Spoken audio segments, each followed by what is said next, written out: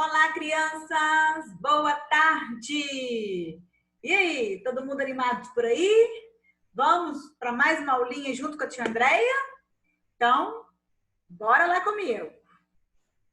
Hoje nós vamos trabalhar, aprender sobre língua portuguesa e história, não é mesmo?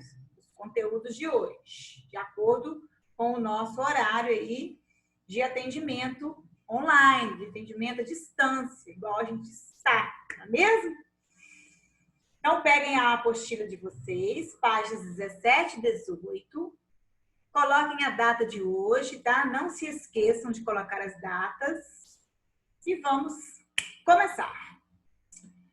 Hoje nós vamos aprender um pouquinho sobre diminutivo nas palavras. O que é isso, tia Andréia? Vamos prosseguir aqui que já já você vai ficar sabendo. Atividade 7, dando continuidade aí na interpretação de texto relacionado ao conto da Branca de Neve. Releia o trecho da história. Entrou e começou a arrumar a casa. Viu que havia 7 cadeirinhas, 7 caminhas, 7 pratinhos, 7 copinhos. A tia Andréia quer que vocês prestem atenção nas palavrinhas em negrito, as palavrinhas que estão mais pretinhas, ó. Cadeirinhas, caminhas, pratinhos, copinhos. As palavras destacadas nomeiam, elas dão nome a objetos ou aos personagens. Cadeirinha, caminhas, pratinhos, copinhos são objetos ou nome de personagem? Apenas uma alternativa correta, ok? B. Por que essas palavras foram escritas dessa forma? Por que elas estão assim, cadeirinhas, caminhas, pratinhos, copinhos? Os anõezinhos, eles não são pequenininhos? Então, tudo deles tem que ser dito, falado, como se fossem pequenininhos. Aí que a gente usa o que chamamos de diminutivo. Esse finalzinho das palavras inhas, inhos, é um sufixo que a gente usa para diminuir, para poder falar de forma delicada e carinhosa tudo aquilo que é pequenininho, tá bom? Então, vamos ler aqui, ó, a caixinha de texto. Observe. Cadeira, cadeirinha. Cadeira do tamanho normal e uma cadeirinha. Cadeirinha de criança, cadeirinha dos anõezinhos, ou cadeirinha de brinquedo, né? De brincar, de plástico, quando brinca de bonecas. Cama, caminha. Prato, pratinho. Copo, copinho. Então, são palavras que têm o diminutivo, tá bom? Então, vamos voltar à pergunta. Por que essas palavras foram escritas dessa forma?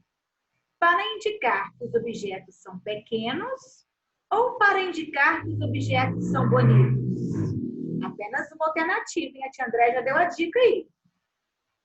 Letra C. Sublinhe, quer dizer, dê um traço a parte das palavras que indica o tamanho dos objetos. Então, você vai vir aqui na frase, nessas palavrinhas em negrito, e vai sublinhar a parte das palavras que indica o tamanho dos objetos. Você está falando cadeirinhas, quer dizer que a cadeira é o quê? Pequena, não é? Então, você vai vir aqui, ó, e sublinhar a última sílaba da palavrinha. Inhas, caminhas, inhas, pratinhos, inhos, copinhos, inhos. Observaram que eles têm a mesma terminação? Inhas ou inhos? Porque quando a gente faz o diminutivo das palavras, é esse o sufixo. Essa sílaba, esse pedacinho que a gente diminui as palavras, é chamado de sufixo, ok? Então, bora comigo.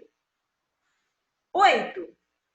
Copie do conto outras palavras que terminam em inha ou inho. Então, a gente tem rainha, vizinho, anõezinhos, velhinhos, princesinha, veadinho. Todos esses nomes que a tia Andréia falou aqui estão no conto da Branca de Neve que a gente leu aí. Bom? Só vocês irem lá no texto, achar as palavrinhas, pode sublinhar elas lá para vocês não perderem e vai escrevendo elas aqui, com letra bonita, lembrando que a primeira palavrinha ela vem vir como início de frase, então ela tem que ter o quê? A letra maiúscula e quando terminar, vai colocar o ponto final. E para separar uma palavrinha da outra, vocês vão usar o ponto que nós já aprendemos, que chama vírgula. Ok? 9. Circule as palavras que não indicam diminutivo. Como assim, tia Andréia? É porque existem palavras que são escritas com o final inha ou inho, mas elas não estão no diminutivo. Já são palavras que foram escritas dessa forma. Então, vamos lá comigo. Cozinha. Tem uma outra forma de escrever a palavra cozinha? Não. Então, essa já é uma palavra que se escreve com final inha e que não indica diminutivo, tá? Linha. Tem outra forma da gente escrever a palavra linha? Também não. Então, o final inha significa que é linha mesmo, tá bom? Lapisinho. Tem outra forma de escrever? Sim, ó. Lapisinho, quer dizer que é um lápis pequenininho. Então, esse você não vai circular. Livrinho. Tem outra forma de escrever? Sim, livro, livrinho. Então, esse também não vai circular. Galinha. Tem outra forma da gente escrever essa palavra, pessoal? Galinha? Também não. Não tem. Termina com inha. Então, essa aí você vai circular. Caminho. Tem outro jeito de escrever a palavra caminho? Não. Então, caminho se escreve dessa forma. Você vai circular, porque ela não indica diminutivo. Não está indicando algo que é pequeno. Bolinha. Tem jeito de escrever bolinha de outra forma? Sim. Bola, bolinha. Então, essa você não circula. Canequinha. Caneca, canequinha. Também não circula. Andorinha. É um tipo de ave, de pássaro.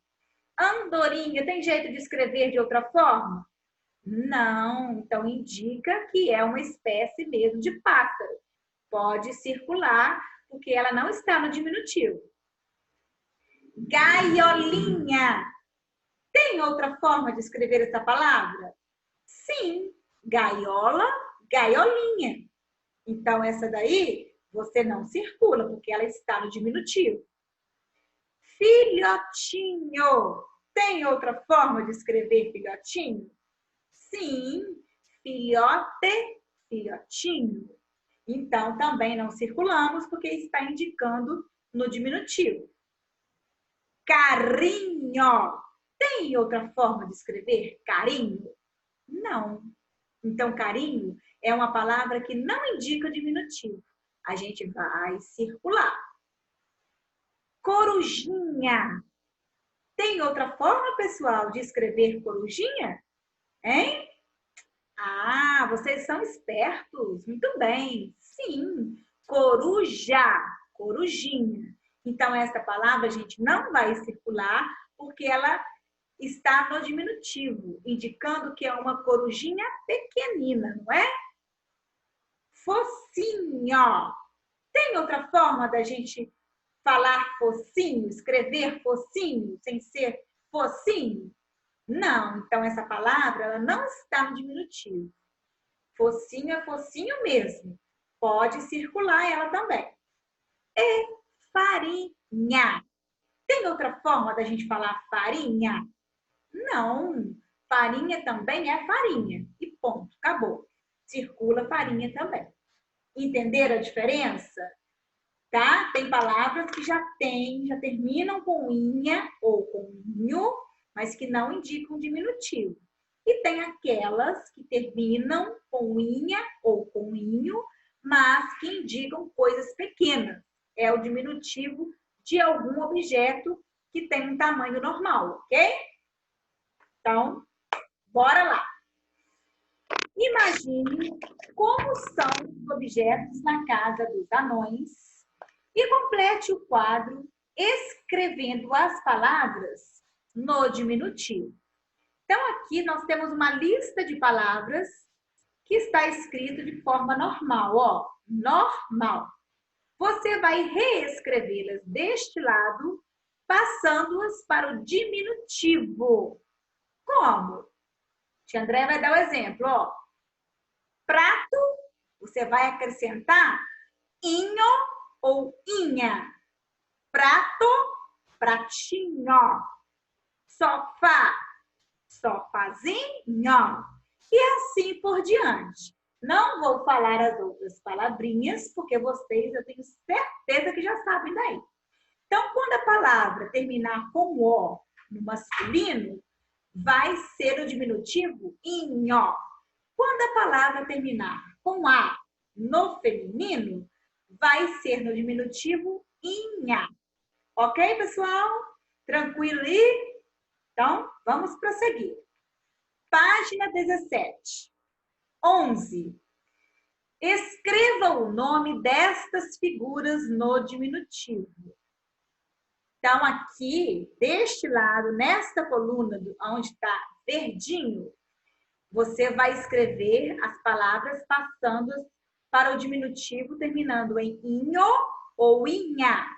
E nesta coluna aqui, de cor vinho, você vai passar as palavras no diminutivo, terminando com zinho ou zinha. Olha! Apareceu um outro sufixo que diferente do que a gente viu até agora. Zinho, porque tem o Z antes, ó. Zinho ou zinha. E esse é inho ou inha. Então, preste atenção. Cachorro, cachorrinho. Livro, livrinho. Janela, janelinha. Carro, e aí? Caneta, com vocês. O lado de cá.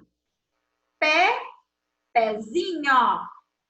Nariz, narizinho. Flor, jacaré, chapéu. Tenho certeza que vocês vão fazer direitinho, porque vocês são espertos demais. Vocês brilham a cada dia mais. Tia André tem muito orgulho de vocês, tá bom? Então, agora vamos para História, na apostila ainda, páginas 8 a 12. Não se esqueçam de colocar a data de hoje, tá bom?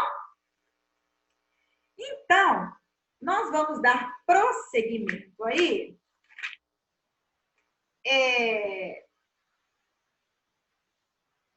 As fontes históricas que nós estamos estudando, que nós estamos aprendendo, né? Desde o segundo bimestre, nós estamos falando de fontes históricas.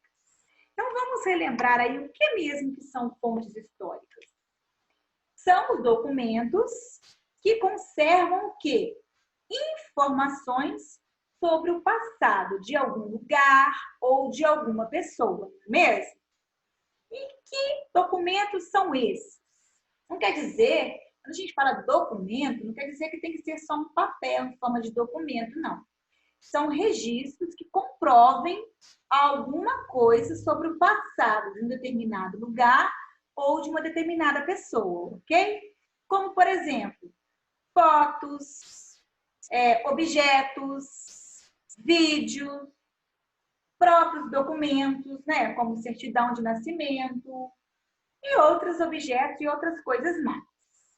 Então, agora que a gente já recapitulou um pouquinho o que são fontes históricas, vamos dar continuidade aqui às nossas atividades. Lápis na mão.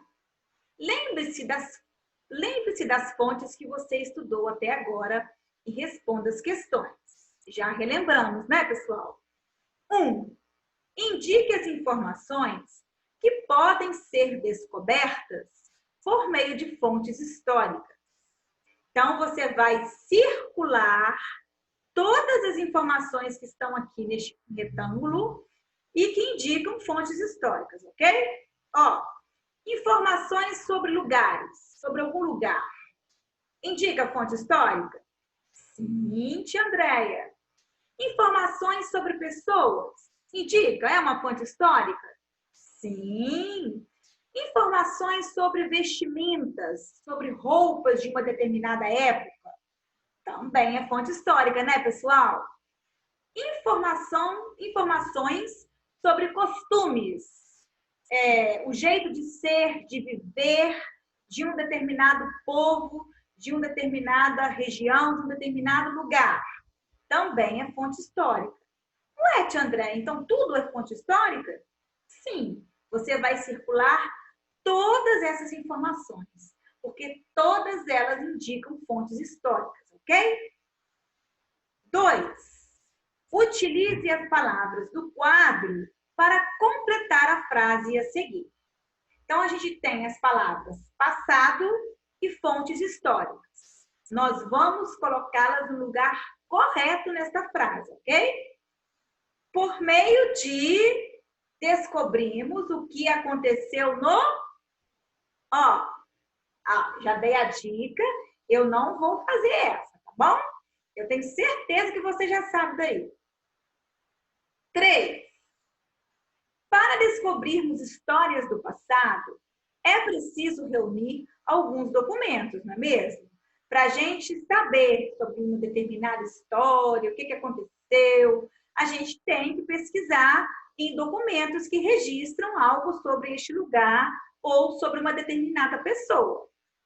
Ajude a personagem Ana a atravessar o labirinto, passando por exemplos de fontes históricas até chegar ao final do labirinto. Então, olha só, a Ana vai entrar por aqui. Ela tem que passar aonde tiver fontes históricas, ó. E não pode encostar nas abelhinhas, tá? Ó, aí vocês vão fazer o caminho daí, certinho, passam a lápis, que se errar tem como apagar, até sair aqui do outro lado, ok? Então, tem que passar pela foto, tem que passar pelo sapatinho, tem que passar pela carta. E sair aqui, ó, sem encostar, sem passar em cima de nenhuma abelhinha, hein? Página 9. Quais são as fontes históricas? E agora? Vamos voltar, nós já estudamos sobre isso, e agora a gente vai rever um pouquinho mais sobre quais são as fontes históricas. Estudamos que para descobrir as histórias do passado, é preciso investigar fontes históricas. Não foi o que a tia André acabou de falar?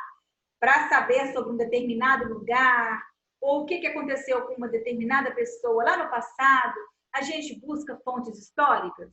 Algo que fale, que relata, que conta alguma coisa sobre esse lugar ou essa pessoa.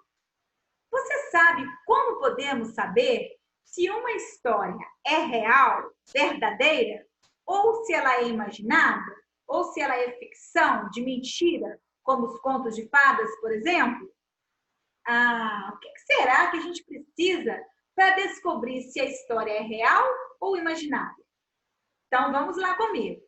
Diga aí, acompanhe com o professor a leitura deste texto.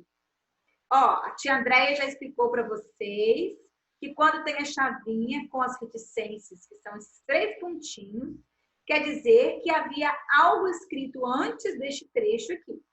e que foi pego apenas um trecho do texto para a gente trabalhar aqui nessa atividade, ok?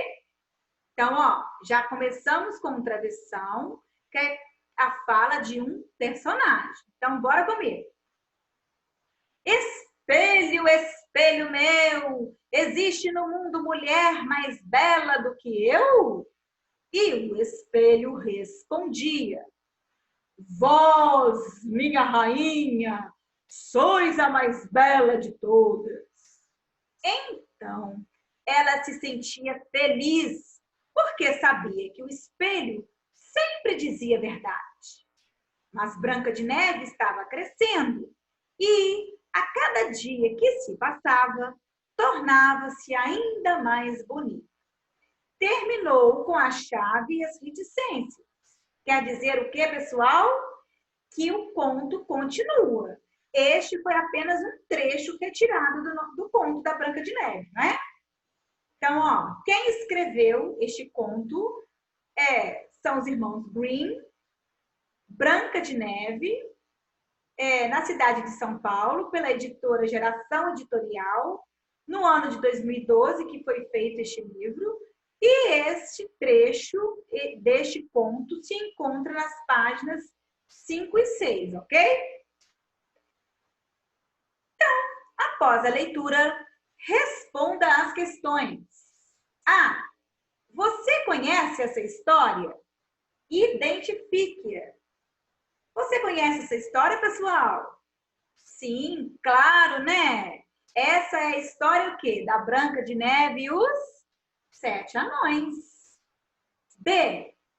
Essa é uma história real, que tem como comprovar, que tem fatos históricos que comprovem que é uma história real, ou é uma história imaginada? De contos de fadas? Ah, é uma história o quê? Imaginada, mesmo? Então, vamos ver aqui agora, ó. Histórias imaginadas não têm fontes para comprovar que os personagens apresentados realmente existiram, pois esses personagens foram criados pela imaginação de um autor. Então, olha aqui a resposta, ó. Essa é uma história imaginária. Que é conto, né? Conto de fadas, os contos, as lendas que a gente ouve, não tem fatos históricos que comprovem que existiram essas pessoas, que realmente aconteceu o que está dizendo ali mesmo. Por quê? São personagens que foram inventados, criados por meio da imaginação de algum autor, não é mesmo? Para descobrir histórias reais, é preciso verificar vários tipos de fontes. A tia Andréia quer que vocês peguem aí o marca-texto de vocês e marquem todos esses 2 parágrafos aqui. Desde histórias até a palavrinha fontes. E essa é uma informação importante para nós estarmos estudando posteriormente para as nossas avaliações bimestrais, ok? Continuando aí na página 9. Você sabia?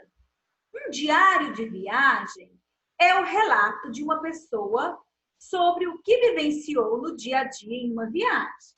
Ou seja, como se fosse um diário. Só que é um diário de viagens que essa pessoa faz.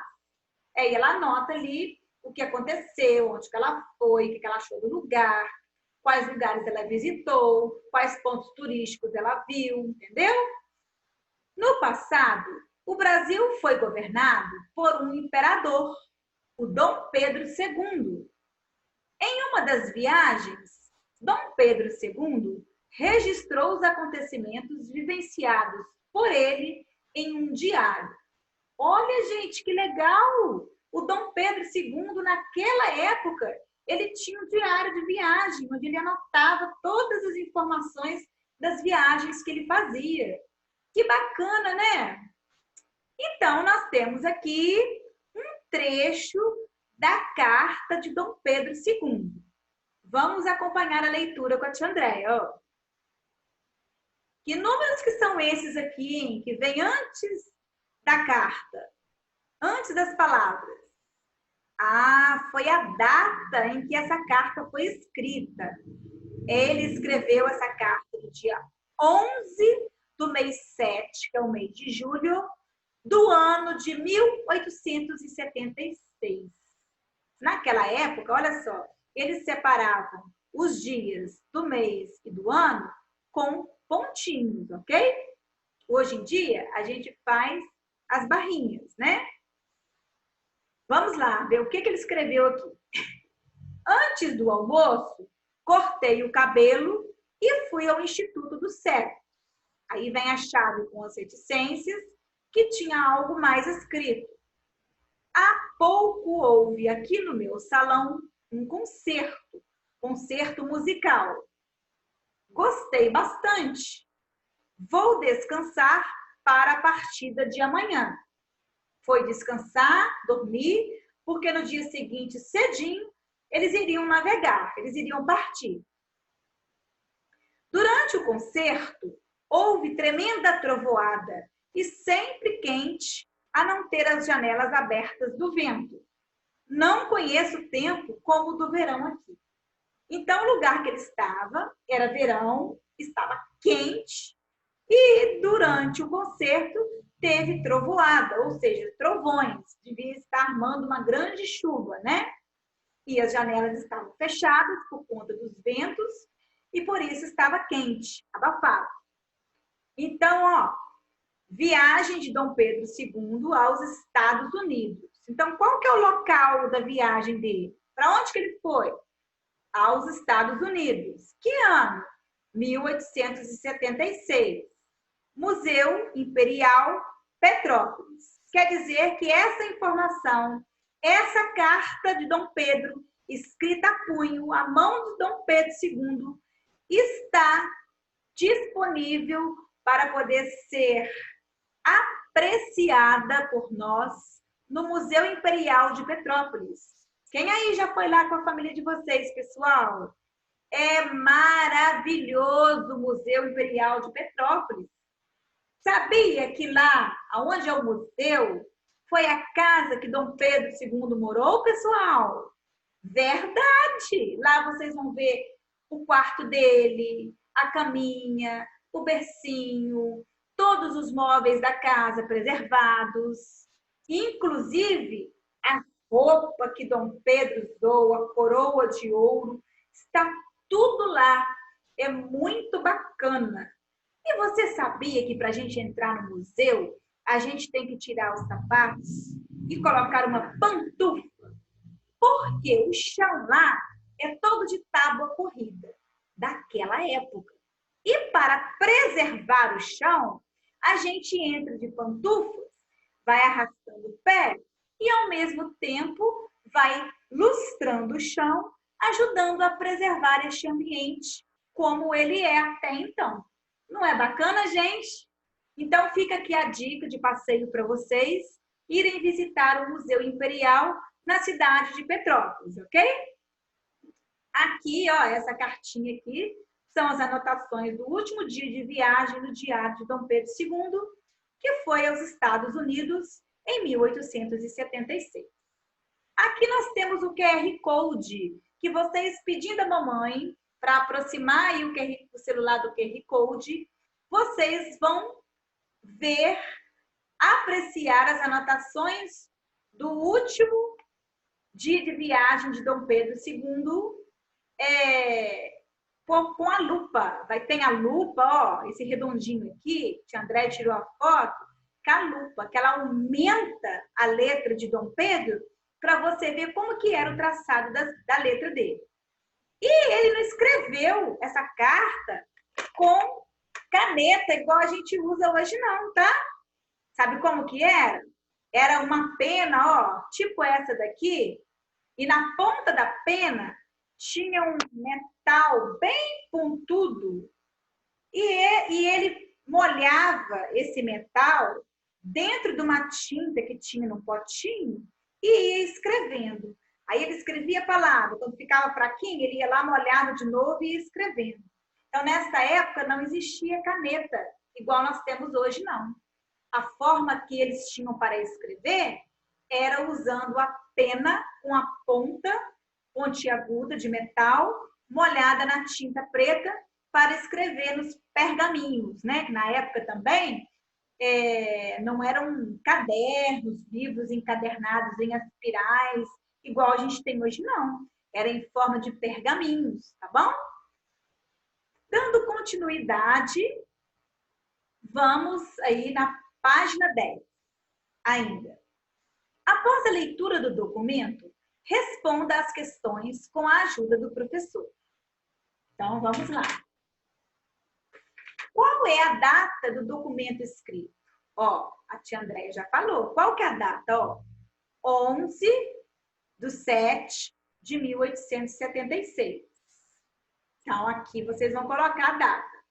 Em que local o registro foi feito? Aonde é que Dom Pedro estava viajando e que ele registrou, que ele escreveu essa carta? Nos Estados Unidos, não é mesmo? Fala aqui, ó, em vários lugares. Falou aqui e falou aqui, ó, em 2 lugares, ó. Anotações do último dia de viagem do Diário de Dom Pedro II, que foi aos Estados Unidos em 1876. Então, em que local o registro foi feito? O registro foi feito nos Estados Unidos, ok? C. A quem pertencia o diário de viagem? De quem que era esse diário? Esse diário pertencia a Dom Pedro II, ok? D. O que você precisou fazer para entender as informações dessa fonte histórica? Para saber que elas realmente existem e que são verdadeiras. Você assistiu um filme? A gente assistiu o filme aqui agora, falando sobre Dom Pedro, sobre a viagem dele? Não. A gente leu. A gente leu o quê? Uma carta que estava no diário de viagem de Dom Pedro II, comprovando que isso realmente aconteceu. Não é mesmo? Aqui, ó, a gente tem a carta, vocês vão ver a carta no QR Code. Então, está mais que comprovado que este é um fato verdadeiro, não é? Observaram uma pintura? A gente observou pintura? Não. Então, aqui, ó, o que você precisou fazer para entender as informações dessa fonte histórica? Ler. O que a gente leu? A carta que Dom Pedro II escreveu no seu diário de viagem, ok? Letra E. Observe este documento fotográfico. Olha, agora sim a gente vai observar o quê? Uma foto, uma imagem. Então, o que estamos falando aqui pra gente, que está mostrando nessa imagem? Ó, Samuel Masson, Dom Pedro II nas cataratas do Niágara. Essa foto foi tirada por Samuel Masson. E essa foto está mostrando Dom Pedro II nas cataratas do Niágara, nos Estados Unidos, que é onde ele fez a viagem, em 1876. E o Dom Pedro II está sozinho aqui, pessoal? Não, ele está rodeado de outras pessoas nobres, importantes da época dele. Essa fotografia foi feita, a fotografia P&D, no estúdio P&D, da Fundação Biblioteca Nacional. Ela está disponível na Fundação Biblioteca Nacional, no Rio de Janeiro, ok? De acordo com o que você estudou sobre fontes históricas, marque X na alternativa correta. O diário de viagens e as fotografias são documentos que contam uma história imaginada? O diário de viagens de Dom Pedro II e as fotografias aqui, ó, essas 2 fotografias, elas contam uma história imaginada? Um conto que não tem como comprovar? Ou o diário de viagens e as fotografias são documentos que contam uma história real, verdadeira, que tem fontes históricas, documentos que comprovem isso? Apenas uma alternativa correta. Aqui nós temos o QR Code, que vocês, aproximando o celular, vai mostrar Dom Pedro II nas cataratas do Niágara. O passeio que ele fez num dos pontos turísticos dos Estados Unidos, que é Cataratas do Niágara, ok? Aí aqui, ó, vai ter imagem, essa imagem, onde vocês vão aumentar com a lupa para ver detalhes da imagem. Que detalhes? A roupa, o rosto, como é que eles se apresentavam, se usavam barba, como eram as sobrancelhas, como que eram, se usavam bengalas, o chapéu, o estilo do sapato, o lugar em si, se era asfaltado, se era de terra, vocês vão observar isso tudo, detalhes da imagem, ok? Agora, na página 12, nós temos aí uma atividade avaliativa, ok? Essa atividade tem o valor de 2 pontos e a data de entrega dessa atividade é 17/8/2020. De hoje até 17/8/2020. Mas a tia Andréia quer reforçar com vocês que façam o quanto antes melhor e estejam me enviando. Tia Andréia, eu só posso te mandar a foto da minha atividade avaliativa no dia 17? Não. Se você conseguiu fazer ela hoje, ou amanhã, ou um outro dia que não seja dia 17, termina de fazer, coloca o seu nome na página e me envia, para eu já ir corrigindo. Que aí adianta o seu lado e adianta o lado da tia Andréia também. Combinado? Por quê? Tia Andréia vai relembrar mais uma vez aqui. Este bimestre é curtinho e a gente não pode deixar as coisas acumularem. Apareceu atividade avaliativa para fazer? Faça.